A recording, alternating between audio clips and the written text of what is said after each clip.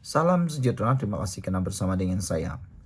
Persoalan di dalam media sosial terutamanya TikTok, Facebook, dan YouTube menyatakan tentang teori-teori kematian ataupun cara jatuh Zara Khairina. Ada yang kata dia diangkat di umban, ada yang kata dia tergelincir jatuh, ada yang kata macam-macam lah yang mereka kata. Sebenarnya tiada satu pun yang saya masih percaya. Kerana inquest Zara Khairina masih lagi berjalan, masih lagi diteruskan. Belum ada satu pun kata putus. Jadi kita semua bersabar. Jangan pandai-pandai buat spekulasi. Jangan pandai-pandai buat andaian. Kerana andaian itu mungkin hanya akan mengelirukan lebih ramai orang. Inquest Zara Khairina jatuh dalam keadaan berdiri. Tak mungkin tergelincir, kata saksi. Pakar patologi Hospital Queen Elizabeth HQE, Dr. J.C. Hill, menyambung keterangan pada prosiding inquest di Mahkamah Coroner hari ini. Ini berhubung hasil simulasi ketika sesi locus in quo di asrama Al-Irhamah, Zara Khairina hadir pada 11 pagi. Pada 11 pagi, beliau hadir pada prosiding locus in quo yang dibuat di hadapan coroner Amir Shah Amir Hassan di Limawan, Kinarut, Papar. Prosiding di Mahkamah Coroner petang ini dimulakan dengan pertanyaan pegawai pengendali Datuk Badius Zaman Ahmad mengenai simulasi yang dibuat di lokasi kejadian itu. Dr. JC menerangkan dapatan simulasi menggunakan patung itu yang dibuat berdasarkan dua situasi berbeza, masing-masing dalam keadaan duduk dan berdiri.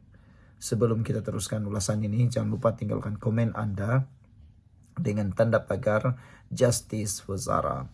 Sebelum itu, izinkan dulu saya berkongsikan kepada Anda semua. Ini terapi imun Transovector for Life, terapi imun yang meningkatkan daya imun badan kita sehingga 400%.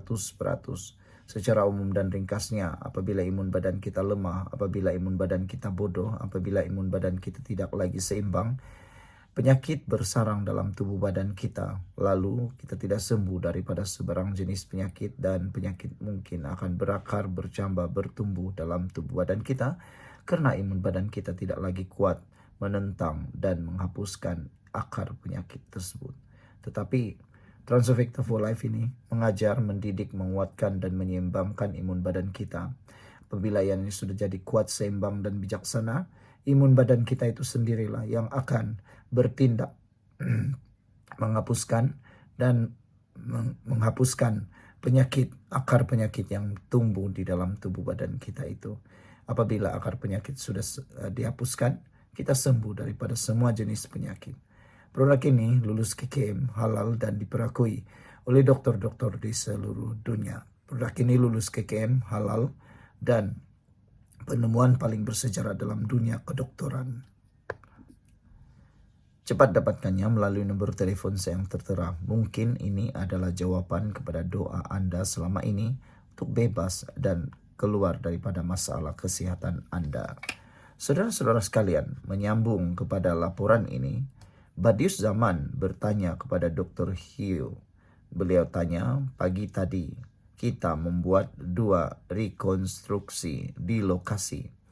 Boleh terangkan kepada mahkamah apa dapatan simulasi itu? Dr. JC menjawab, dapatan rekonstruksi pagi ini berdasarkan 2 senario. Pertama ialah patung dalam keadaan duduk dan ditolak dari belakang. Patung jatuh dari bangunan dengan muka ke bawah. Senario kedua adalah dalam keadaan berdiri dan jatuh terus ke bawah. Patung jatuh ke longkang. Badius Zaman bertanya, adakah ia sama dengan dapatan pertama? Dr. JC menyatakan dalam kes ini ada 2 parameter. Pertama, kecederaan di kedua kaki. Parameter lain ialah jarak dari bangunan. Senario pertama, patung jatuh jauh dari bangunan tapi muka dan badan menghadap ke bawah. Senario kedua, patung mendarat dengan 2 kaki secara terus tapi dekat dengan bangunan, bukan lokasi yang dipercayai lokasi kaki si mati mendarat. Badius Zaman bertanya, boleh beritahu mahkamah mana satu yang paling mungkin? Dr. Jesse menjawab, senario kedua, mendarat dengan kedua belah kaki. Sementara itu, Dr. Jesse menjelaskan arwah Zara Kairina mengalami kecederaan tulang patah yang teruk di bahagian tibia dan tulang betis disebabkan jatuh dari ketinggian.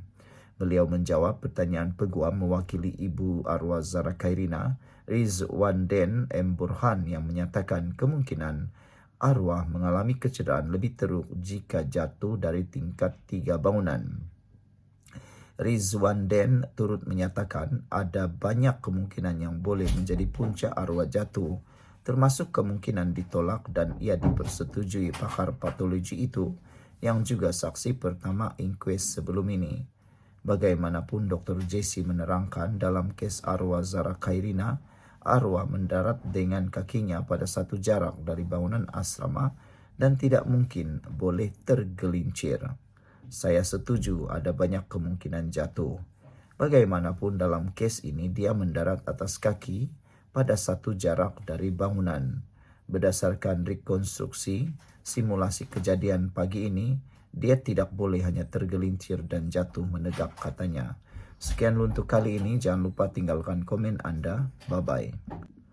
Salam sejahtera, terima kasih karena bersama dengan saya di Nazlin Unity Channel. Benarkah ada pihak ketiga atau ada pihak VVIP yang campur tangan dalam isu kes Zara Kairina? Semalam sudah ada satu orang yang kena denda Rp10.000 kalau saya tak silap kerana memfitnah YDP yang di Pertuan Negeri Sabah. Perempuan itu bukannya didapati bersalah semata-mata, tetapi dia mengaku sendiri bersalah kerana telah memulakan hantaran yang berbentuk palsu dan fitnah. Mengaitkan dengan VVIP, terutamanya yang di Pertuan Negeri Sabah, adalah satu tindakan yang sudah pun didapati bersalah kerana satu fitnah. Hari ini, doktor patologi pula, pakar patologi, menyatakan dia tidak tahu tentang VVIP, pihak ketiga dalam kes Zara. Seorang pakar patologi forensik yang menjalankan bedah siasat ke atas Zara Kairina Mahathir memberitahu Mahkamah Coroner Kota Kinabalu hari ini, penemuan dan kesimpulannya dalam kes itu dibuat semata-mata berdasarkan kepada bukti perubatan.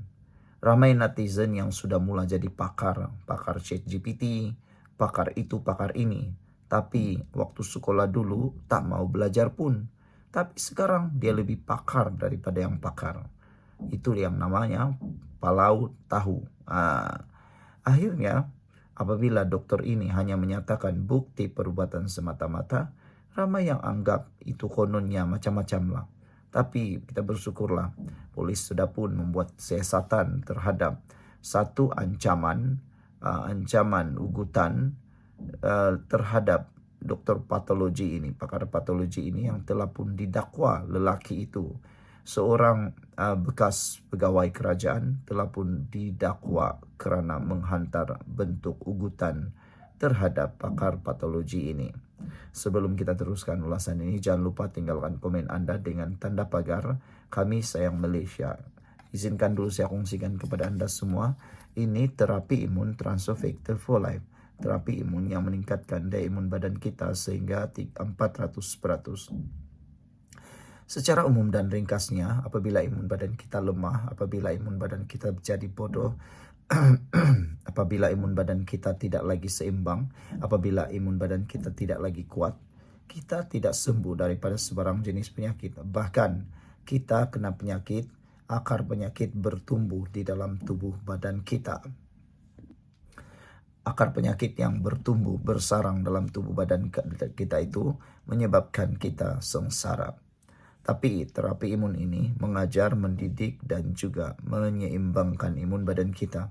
Apabila imun badan kita sudah bijaksana, kuat dan seimbang, kita sembuh daripada penyakit karena imun badan itulah yang menghapuskan semua akar penyakit menghapuskan penyakit yang bertumbuh berakar di dalam tubuh badan kita.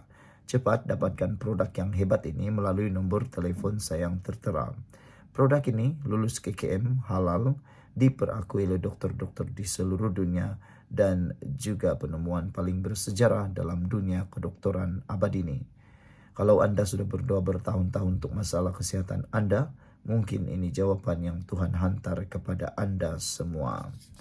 Dr. Jesse Hugh, 58 tahun, yang berkhidmat dengan Jabatan Perubatan Forensik Hospital Queen Elizabeth sejak tahun 1998 berkata, dia tidak mengetahui sebarang penglibatan VVIP atau pihak ketiga dalam kes berkenan.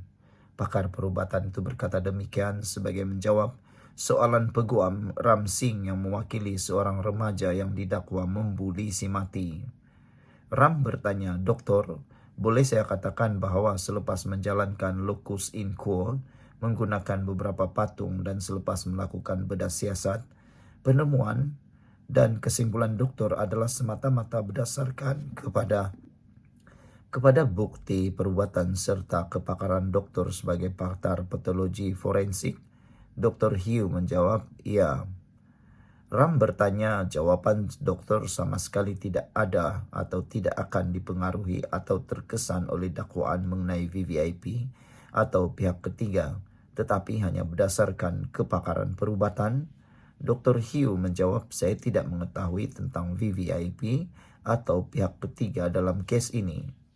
Apabila ditanya jika terdapat kemungkinan beberapa orang mengangkat remaja itu dan mencampakkannya ke tingkat bawah ketika tidak sedarkan diri, Dr. Hugh berkata, "Ya, tetapi orang yang mengangkatnya perlu meletakkan badan dalam posisi kaki menunjuk ke bawah dan merenggangkannya dari tebing ke tempat dia jatuh yang agak jauh jaraknya." Bagaimanapun saksi terbabit turut memberitahu mahkamah, dia tidak mengetahui berapa ramai orang yang mungkin telah mengangkat mangsa. Sekiranya Zara Kairina dipukul dengan objek tumpul sehingga menyebabkan koyakan di bahagian belakang kepalanya, adakah pukulan itu boleh menyebabkan dia pingsan atau tidak sedarkan diri? Dr. Hugh menjawab, dalam kes ini bukan saja koyakan tersebut, tetapi juga pendarahan di bawah kulit kepala, yaitu pendarahan subdural dan subarachnoid yang menyebabkan dia tidak sedarkan diri. Ram bertanya, "Betulkah jika seseorang itu tidak sedarkan diri, akan menjadi sukar untuk mengangkat dan meletakkan dirinya supaya jatuh dengan kaki terlebih dahulu di tempat dia didakwa jatuh?" Dr. Hugh menjawab, ia akan menjadi sukar untuk menahan badan dalam keadaan diregangkan ke arah tempat tersebut supaya badan jatuh dengan kaki terlebih dahulu di lokasi yang didakwa.